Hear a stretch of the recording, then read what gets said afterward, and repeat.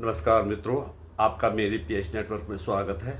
भगवान से प्रार्थना करता हूँ कि आप सब सुखी रहें, प्रसन्न रहें। आपने प्रीपेड सिम कार्ड सुना होगा, आपने प्रीपेड बिजली का जो फेयर सुना होगा, आपने बहुत से प्रीपेड सुने होंगे, लेकिन आपने प्रीपेड जहाज नहीं सुना होगा। मैंने भी आज पहली बार सुना प्रीपेड जहाज।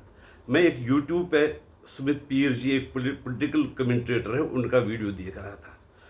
तो उन्होंने कहा कि जो पाकिस्तान है उसको सऊदी अरबिया ने कहा कि हमने आपके साथ एक समझौता किया है कि आपके ऊपर वार, हमारे ऊपर हमला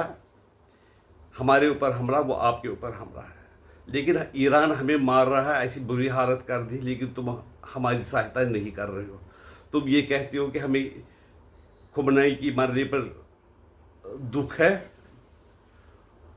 और हम शांति की बात करते हैं। ईरान कहाँ शांति मानने वाला है, तो तुम हमारी सहायता क्यों नहीं करते हो? तो वहाँ के जो सऊदी अरबिया गए थे, पाकिस्तान के फॉरेन मिनिस्टर और दूसरे अधिकारी, तो उनसे कहा गया कि देखिए, हमें उम्मीद थी कि आप हमें पैसे दोगे। हमें जहाँ पर पैसे मिले, चाहे अमेरिका से मिले, रूस से मिले, चीन से मिले, हमें पैसे चाहिए। हम जहाँ से हमें पैसे मिले, हम उसी को जहाद बोलते हैं। अगर ये समझते हो कि आप ये इस्लाम के ख़िलाफ़ है, हम ये नहीं मानते। हमें जहाँ से पैसे मिले हम उसको जहाद बोलते हैं। हमारे यहाँ पर जो मौलाना वगैरह, उनसे सुनो, वो फतवा देंगे कि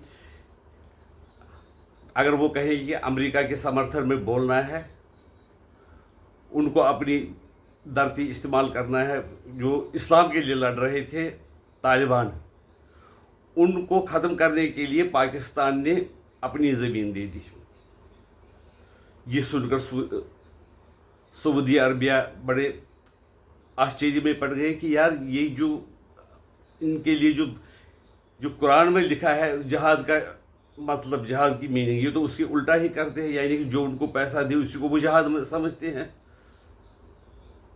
तो उन्होंने कहा कि भाई, हमसे आप और पैसे चाहोगे तो हमसे ये उम्मीद मत करना, तुम पर पूरा विश्वास उठ गया है, तुम बहुत ही दोगले हो, बहुत ही बदमाश हो, तुम पर कोई विश्वास नहीं करेगा। तो उन्होंने जो वहाँ के नेतागण हैं, वहाँ तो मोनार्क की है, वहाँ के नेतागण से प्रार्थना की, हम कुछ न कुछ करेंगे। तो वो उन्होंने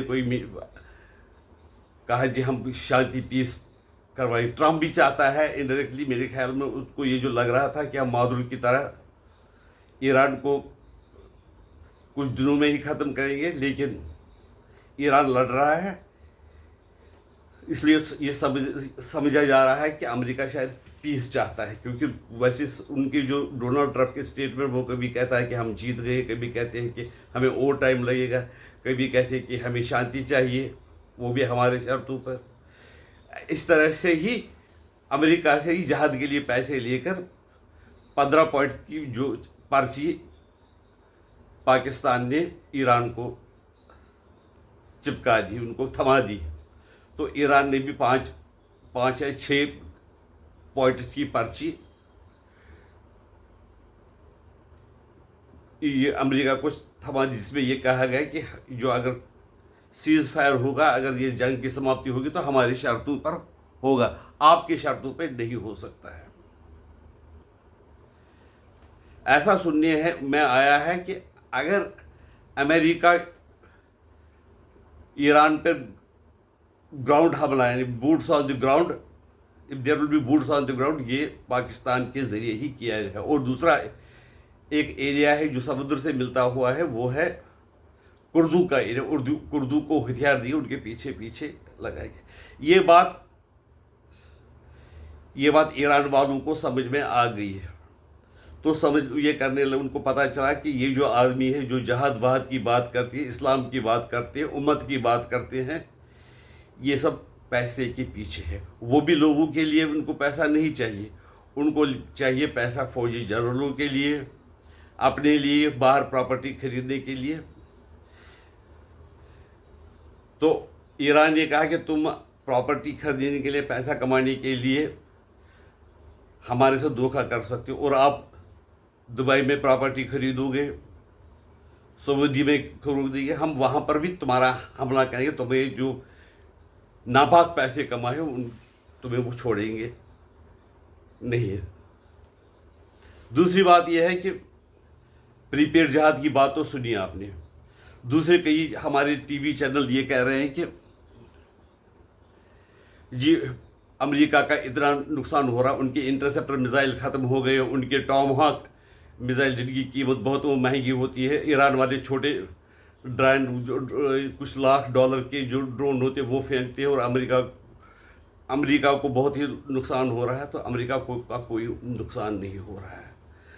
अमेरिका का इस वक्त तेल का जो बाज़ार है वो बहुत गर्म है। अमेरिका की तेल की कंपनियां अरबों डॉलर इसी महीने में जब से कीमतें बढ़ी हैं वो कमा चुकी हैं। उससे जो अमेरिकन गवर्नमेंट को भी टैक्स मिलते हैं। इसलिए जो ये वार है सारी दुनिया पर हुई, उसमें बुरा असर उन देशों को हो रहा है जो अमेरिका से चीज़ें ऑयल वगैरह इंपोर्ट करते हैं। ये जो रास्ते बंद होने, जो महंगा ऑयल होगा उन कंट्री में, जैसे इंडिया, चाइना तो फिर भी ईरान से कुछ किसी तरीके से पहुंचा देंगे। जापान को नुकसान हो सकता है, साउथ कोरिया को हो सकता है, इंडिया को बहुत नुकसान होगा।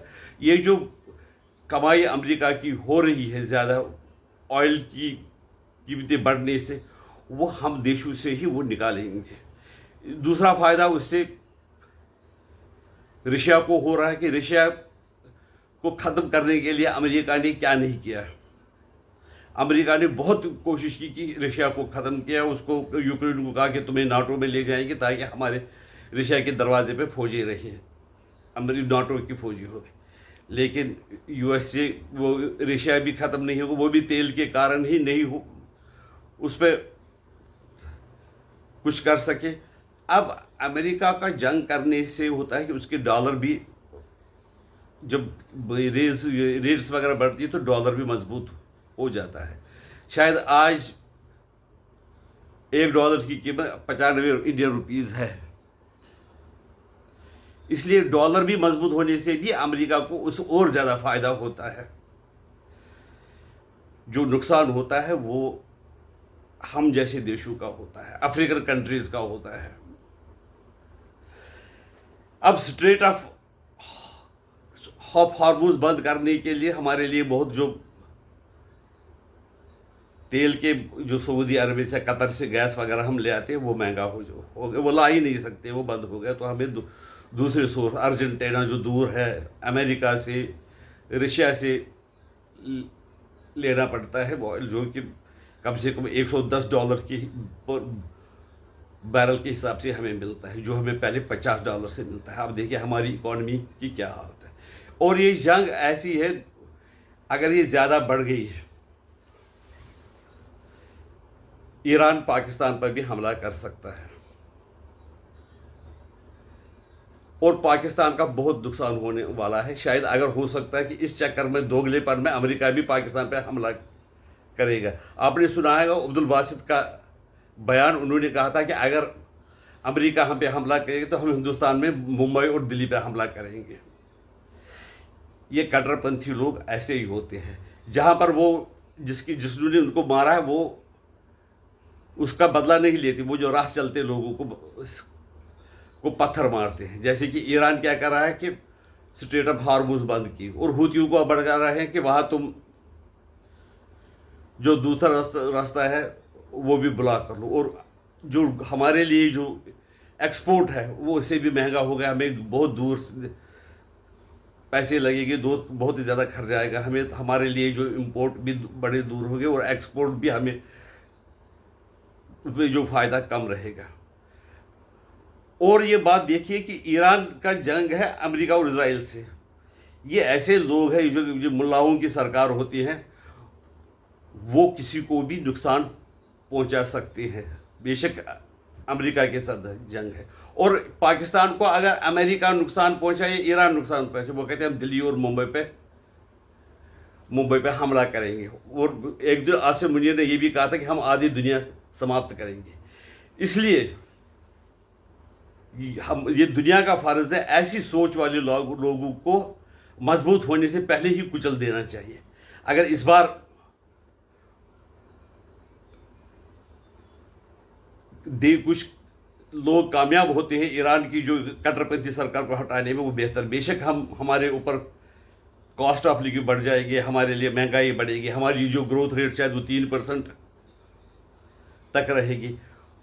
और यहाँ तक कि अगर अमेरिका भी हार मानने वालों में से नहीं है, वो जब उनको लगता है कि हमारी हार, हम जीत नहीं रहे हैं, हमारे ऊपर कंट्रोल नहीं हो, तो वो न्यूक्लियर हथियार करने से भी पीछे नहीं हटेंगे। उससे किसका नुकसान होगा?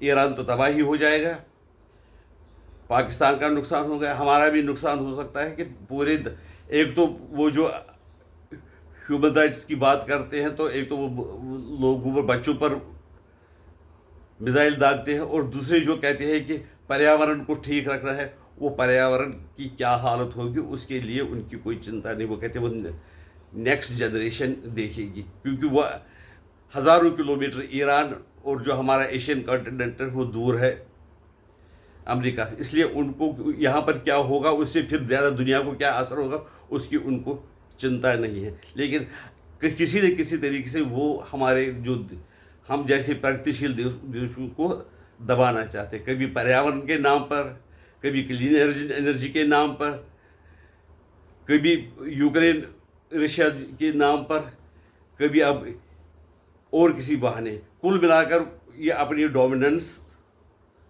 कायम रखना चाहते हैं। अगर हमने तो कहा है कि हम अगर चाइना और रशिया के साथ मिलकर काम करेंगे ताकि अमेरिका की भी डोमिनेंस ख़त्म हो जाए, लेकिन चाइना का इंटरेस्ट और कहीं है। उनको सस्ता तेल ईरान से मिलता है, वो ईरान के खिलाफ जाएगा नहीं। और वो जो उनकी नज़र है, चाइना की भी नज़र है कि हम नंबर 1 बन जाए और अमेरिका हमारी इशारों पर चले। वो भी कभी भी रशिया को भी धोखा दे सकते हैं और हिंदुस्तान को भी धोखा दे सकते हैं। अब आप मुझे एक बात मुझे बता दीजिए, आपने क्या ये पेड़ जिहाद का नाम पहले सुना होगा? अगर सुना है तो यस लिखिए, नहीं होगा तो नो लिखिए। आपको मेरी तरफ से नमस्कार, शुभ रात्रि, वंदे मातरम।